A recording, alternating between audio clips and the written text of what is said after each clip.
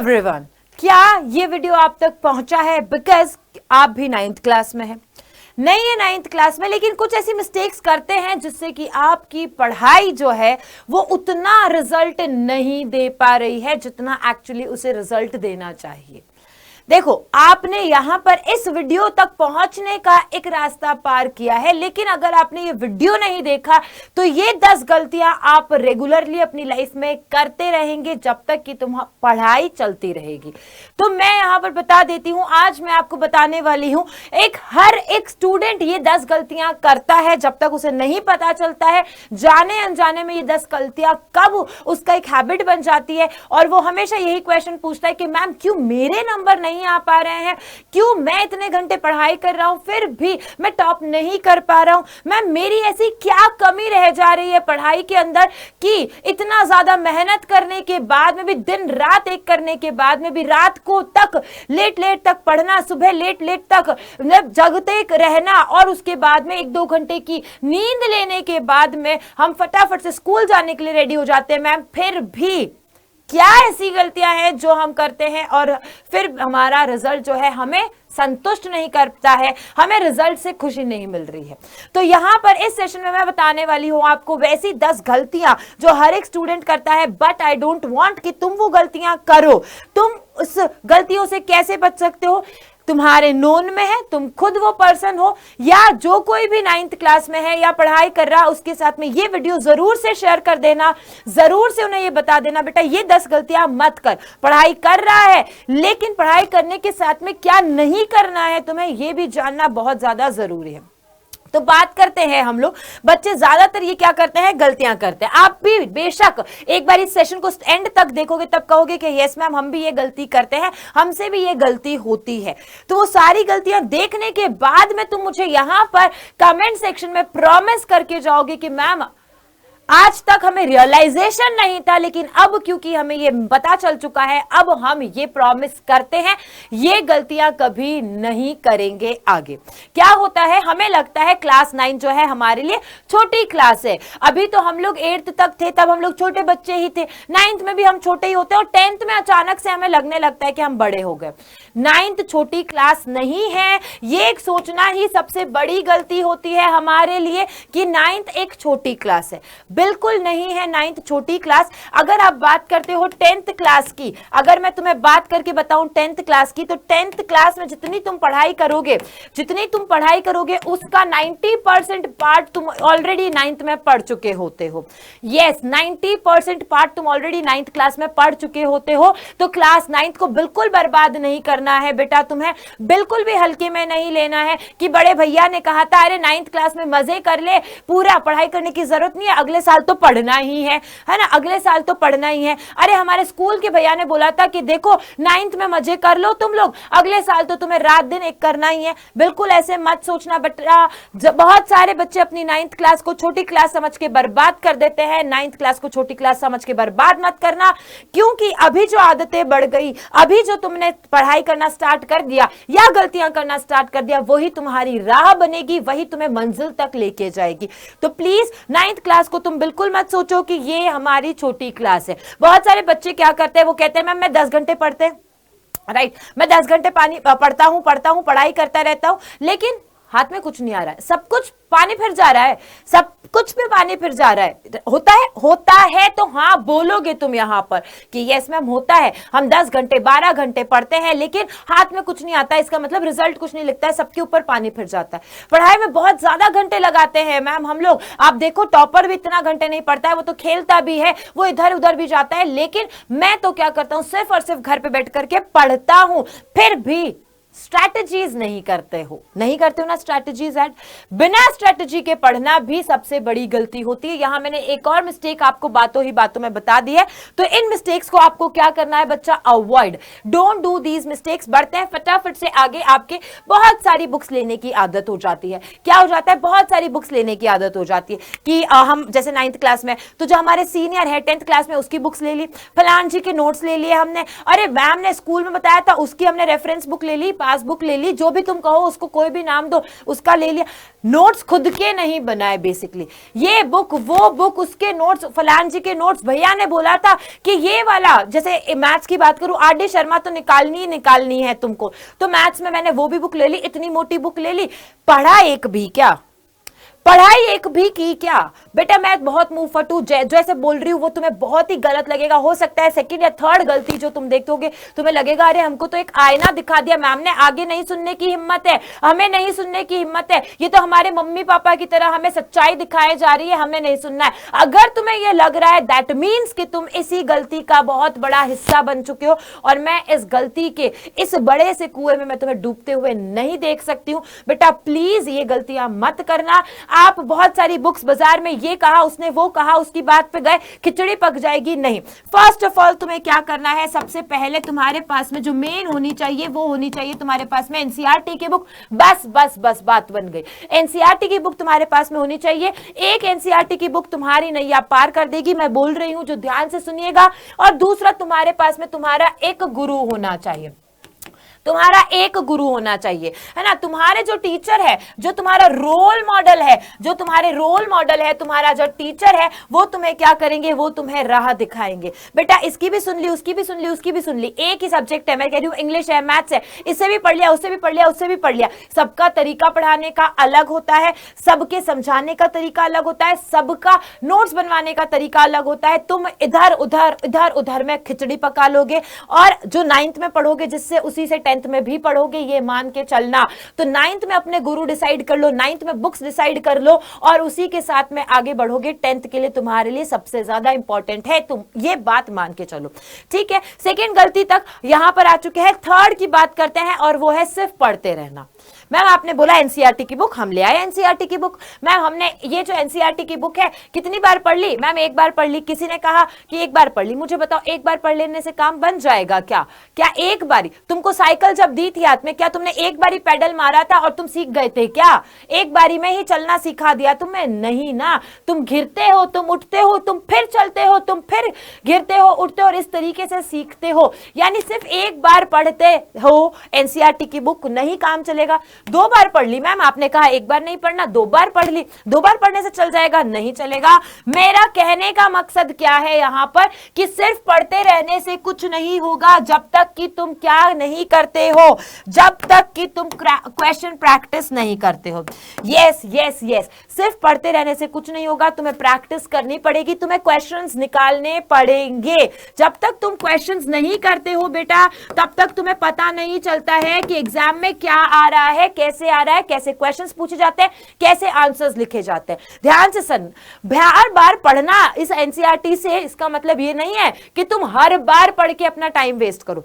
पहली दफा इससे पढ़ो क्योंकि इसमें डिटेल्स है। एनसीईआरटी से पहली दफा पढ़ना मतलब इसमें डिटेल्स है तुम्हारी। उन डिटेल्स को अप्लाई किस पे करोगे? क्वेश्चन पे करोगे।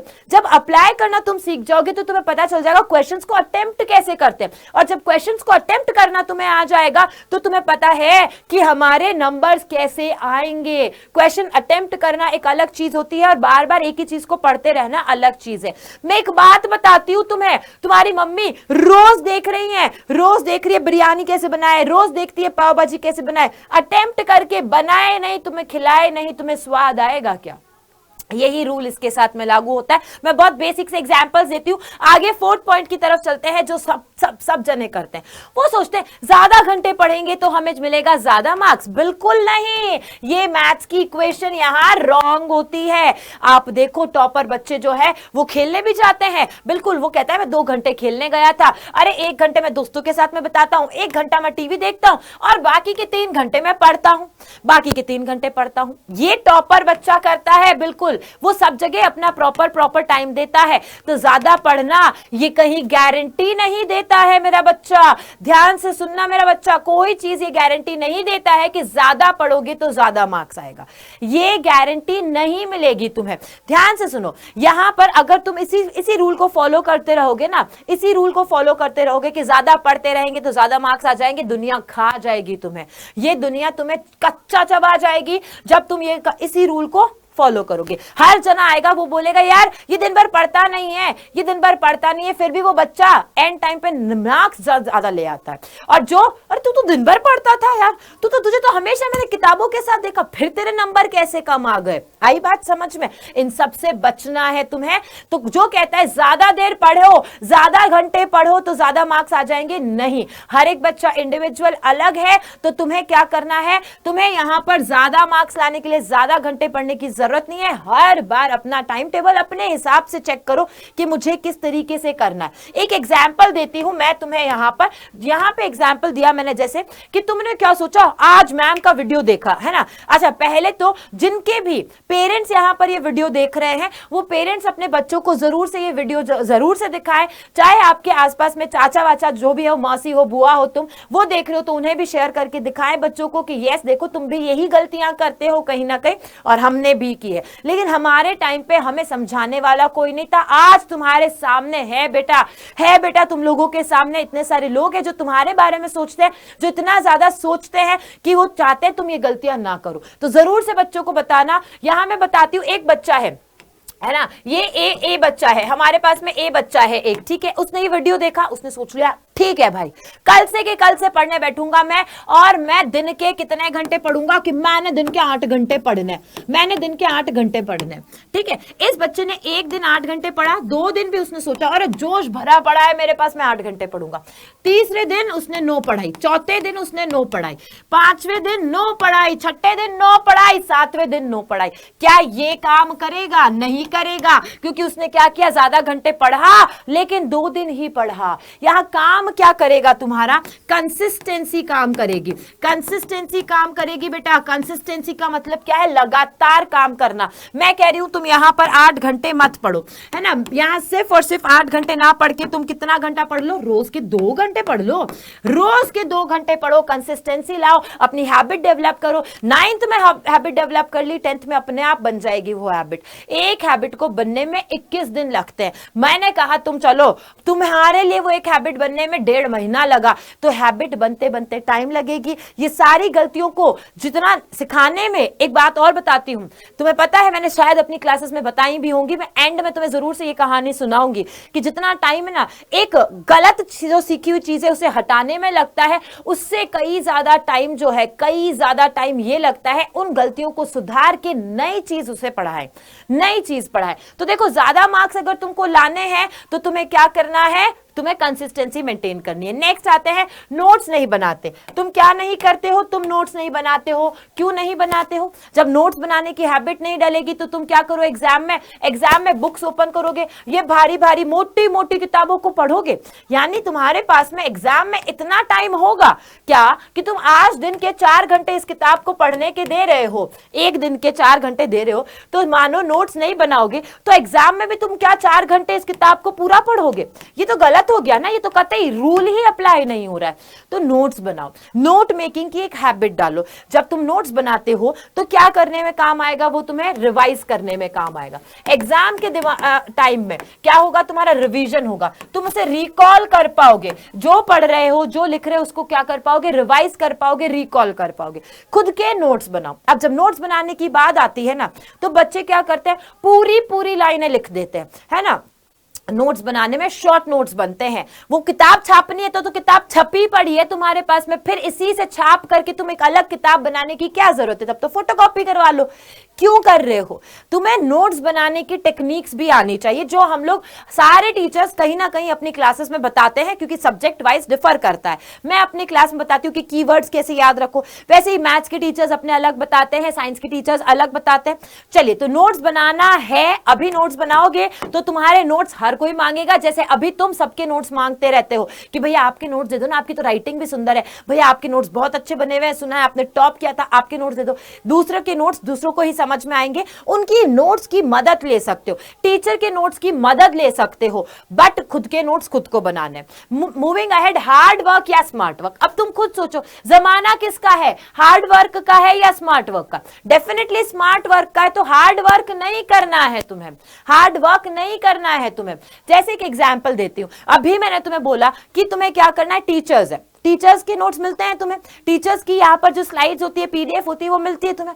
वो मिली हुई स्लाइड्स, वो जो मिली हुई तुम्हें पीडीएफ है, उनसे तुम अपने क्या करो, स्मार्ट वर्क करो, उनसे तुम पढ़ाई करो, उनसे तुम बिल्कुल सारे नोट्स बना सकते हो। बट उसके लिए भी अगेन तुम्हें क्या करनी पड़ेगी, रेगुलर क्लासेस अटेंड करनी पड़ेगी, रेगुलर क्लासेस अटेंड करनी पड़ेगी। अच्छा, दूसरा ये क्या करते हैं स्मार्ट वर्क में, स्मार्ट वर्क में बच्चे क्या करते हैं, ध्यान से सुनना। टीचर ने एक बार पढ़ाया, वो तो देखा ही देखा, दूसरी बार स्मार्ट में क्या करते हैं, 2x पे वीडियो देखते हैं, यहां पर ही रिवीजन करते हैं, रिवीजन करते करते वो अपने नोट्स बना लेते हैं, रिवीजन करते करते कि मुझे पॉइंटर्स याद है, मैंने कर लिया है ये काम, अब मैं क्रॉस चेक करूंगा कहीं कोई छूट तो नहीं गया। लेकिन जो हार्ड वर्क करने वाले हैं वो क्या करते हैं, सिर्फ एक बार वीडियो देखेंगे, सिर्फ एक बार किताब पढ़ेंगे। तो स्मार्ट वर्क करना है या हार्ड वर्क करना है, ये तुम्हें मैंने बता दिया है।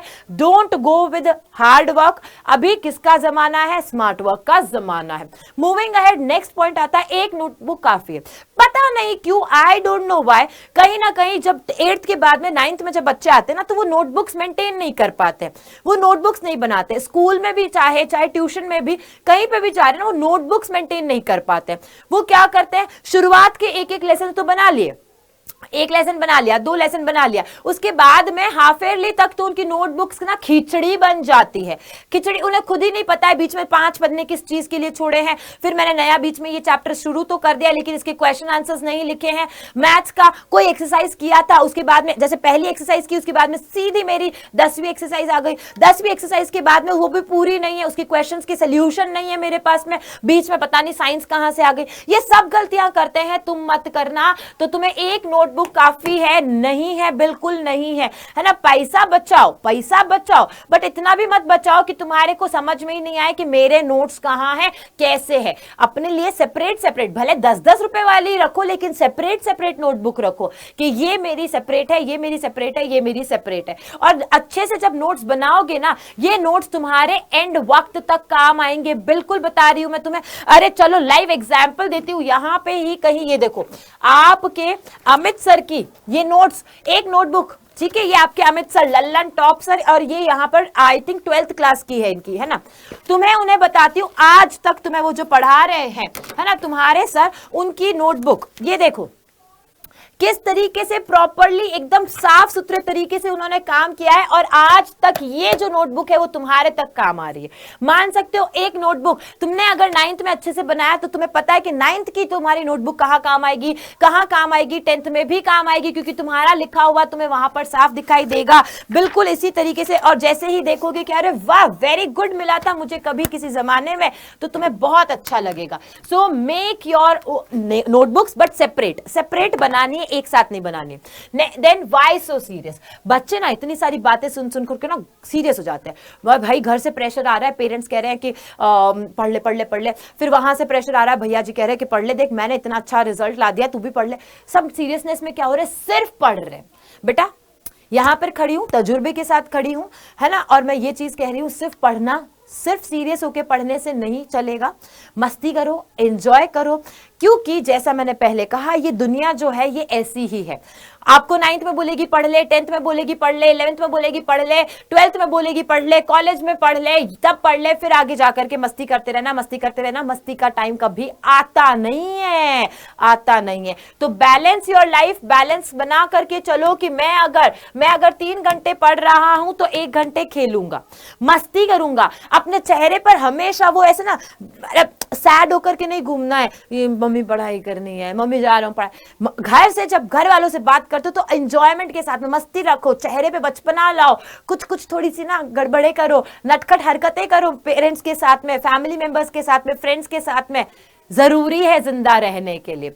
मूविंग अहेड, आगे आता है स्टे सेफ एंड सावधान रहे। ये जो उम्र है डेफिनेटली आप सभी को पता है, हम भी इससे गुजरे हैं, हमने भी बहुत गलतियां की है, हमारे घर वालों ने हमें संभाला है, तुम्हारे घर वाले तुम्हें संभालेंगे, मैं हूं जो तुम्हें संभालूंगी, लेकिन उससे पहले सतर्क रहना तुम्हारी जिम्मेदारी है, सावधान रहना तुम्हारी जिम्मेदारी है। इस एज में बहुत सारे चेंजेस आते हैं, तुम्हारे दोस्त बदलते हैं, बहुत सारे नए दोस्त बदलते हैं, तो तुम्हें लगता है कि अरे ये सब मेरे दोस्त हैं। सारे दोस्त नहीं होते हैं। सारे जने तुम्हें यहां पर कहीं ना कहीं अकेला छोड़ने में, तुम्हें पढ़ाई से पिछड़ाने में, या फिर तुम्हें धोखा देने के लिए आते हैं। तो प्लीज जिसे भी चूज करें, चाहे वो दोस्त है, चाहे वो कोई भी है, ध्यान से, बहुत सतर्क रहें, इतना कहना मेरा काफी होगा। अवेयर रहें, आंखें खोल कर रखें, दिमाग खोल करके रखें, कौन मेरा है और कौन मेरे लिए सही है, बस दैट्स इट। मूविंग अहेड, खुद में बदलाव ना लाना, दैट इज रियली रॉन्ग। क्या करते हैं, यार मैं तो बचपन से ऐसे ही पढ़ रहा हूं, मैं तो बचपन से ऐसे ही कर रहा हूं, मुझे तो यही सिखाया गया, हमारे तो स्कूल में यही करवाया गया, ये तो तुम्हारे होते हैं ना, मैं ये नहीं। खुद में चेंजेस लाओ। माना कि तुम्हारे साथ में इतने सालों से, इतने टाइम से एक जैसा चल रहा होगा, स्कूल में एक जैसा पढ़ाया जा रहा है, लेकिन देखो ये प्रकृति किसका नियम है, परिवर्तन है। प्रकृति परिवर्तन है, तो प्रकृति में जब परिवर्तन हो रहा है, हमें हमारे में भी परिवर्तन लाने की जरूरत है। माना इतने टाइम कुछ हो रहा होगा, लेकिन अब जो आपके टीचर्स आपको बता रहे हैं, या अभी जो समय है वो कहता है कि ऐसा करो, इस तरीके से पढ़ो, इस तरीके से अच्छे नंबर्स आ सकते हैं, हार्ड वर्क नहीं स्मार्ट वर्क करना है, ये सारी चीजें खुद में बदलाव लाओ, रादर देन बाद में कहो इसकी गलती है, इसकी वजह से मेरे नंबर कम आए, मेरे स्कूल के टीचर की गलती है उसकी वजह से। ब्लेम गेम नहीं होना चाहिए, खुद में परिवर्तन लाओ, खुद को समझ में आना चाहिए, बस यही बात कहती हूं। तो परिवर्तन के लिए तैयार रहो, और सबसे पहले खुद समझो कि मुझे कैसे चीजें करनी है। मैं खुद को जान पाऊंगा, मैं खुद को समझ पाऊंगा, तभी मैं बहुत बेहतर कर पाऊंगा अपनी जिंदगी में। तो यहां पर मैंने 10 मिस्टेक्स बताई हैं सारे बच्चों, आप लोगों को, आपको ये ज्यादा से ज्यादा दोस्तों के साथ में शेयर करना है। सबसे बड़ी जो गलती है वो ये कि चीजें, गलतियां पता होने के बावजूद भी तुम उसमें सुधार नहीं करते हो, तो ये सबसे बड़ी गलती है। और अगर सुधार करने के लिए रेडी हो, प्रॉमिस कर देना कि मैम हम ये सारी गलतियां करते हैं, बिल्कुल आपने सच बताया है, लेकिन आगे से ये गलतियां नहीं करेंगे। आपके सारे टीचर्स आपके साथ में हैं, एंड आई विश कि आप अपनी 9th क्लास बहुत अच्छे से करें, अपना 10th भी अच्छे से करेंगे, नो डाउटेडली, बट हाँ 9th में एक आदत डेवलप कर लेंगे, जिससे कि 10th तुम्हारी बहुत अच्छी निकल जाएगी। So on this note I just wish you all the very best and bye-bye.